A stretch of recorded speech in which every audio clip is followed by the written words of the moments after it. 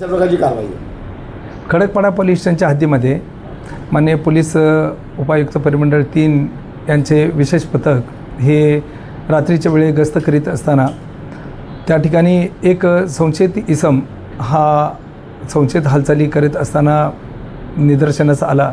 त्यावेळेला अधिकाऱ्याने अंमलदार यांनी त्याला हटकलं आणि त्याची झडती घेतली असता त्याच्याकडे 13,25,000 रुपये किमतीचा MD हा अंमली पदार्थ मिळून आलेला आहे। त्याच्याकडच्या स्कूटरसह त्याला ताब्यात घेऊन त्याच्यावर कारवाई केलेली आहे। त्याला मान्य न्यायालयासमोर हजर केले असता त्याला दिनांक 23/6 पर्यंत पोलीस कोठडी रिमांड मंजूर झालेले आहे। पुढील तपास करीत आहोत। या अगोदर हा मुलावरती काय गुन्हे दाखल आहेत का? आहे, याच्यावर एक गुन्हा दाखल आहे। 2021चा एक गुन्हा यापूर्वीचा दाखल आहे त्याच्यावर।